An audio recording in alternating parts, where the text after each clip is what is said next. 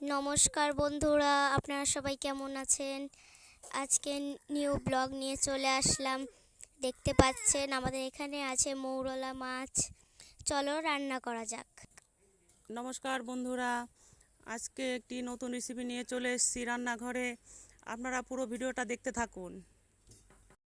আজকে আমরা মৌরলা মাছের চচ্চড়ি রেসিপি বানাবো। এখানে দেখতে পাচ্ছেন পুঁই শাক, আলু, মূলো, পটল, বেগুন, পেঁয়াজ, কাঁচা লঙ্কা, এগুলো দিয়ে আমি রেসিপি বানাবো।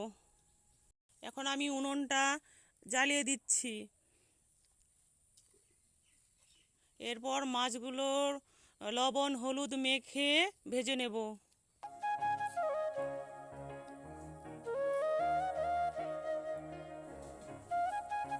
কড়াই গরম হয়ে গেছে, এখন আমি সর্ষের তেল দিয়ে দিচ্ছি। তেলের মধ্যে মাছগুলো ছেড়ে দিচ্ছি।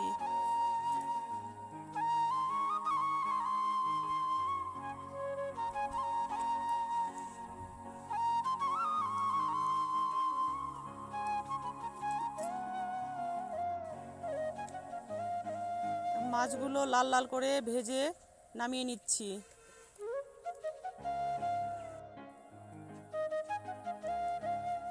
এখন আমি ফোড়নে দিয়ে দিচ্ছি সামান্য কালো জিরে আর সামান্য রাঁধুনি, আর কুচনো পেঁয়াজগুলো ছেড়ে দিচ্ছি তেলের মধ্যে। আর বেটে রাখা কাঁচা লঙ্কা পেঁয়াজ একসঙ্গে বেটে রেখেছিলাম হালকা করে, সেগুলো দিয়ে দিচ্ছি তেলে। হালকা ভেজে নেব, নেড়ে চেড়ে নিচ্ছি।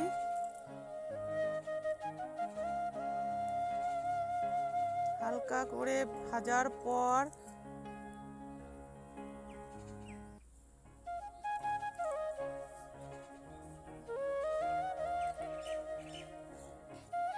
ভালো করে ভাজা হয়ে গেছে। এখন আমি পাঁচমিশালি সবজিটা দিয়ে দেব। তারপরে ভালো করে নেড়ে চেড়ে নেব।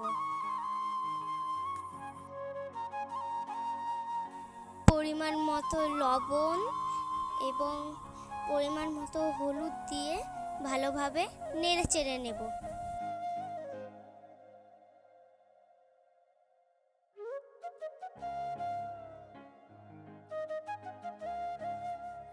এখন 5 মিনিট ঢেকে নিচ্ছি।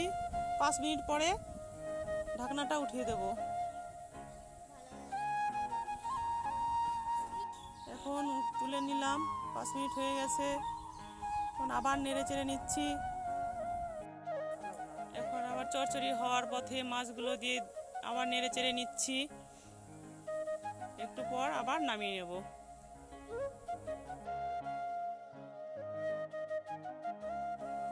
মোরলা মাছের চচ্চড়ি রেডি হয়ে গেছে, এখন আমি নামিয়ে নিচ্ছি। এরপর টেস্ট করার পালা।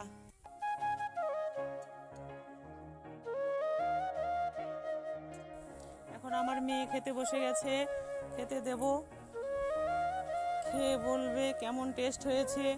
এইভাবে আপনারাও রান্না করবেন আর আমাকে কমেন্ট করে জানাবেন কেমন হয়েছে। এরপর নতুন রেসিপি নিয়ে আসব, আপনারা দেখতে থাকবেন। Tata, tata.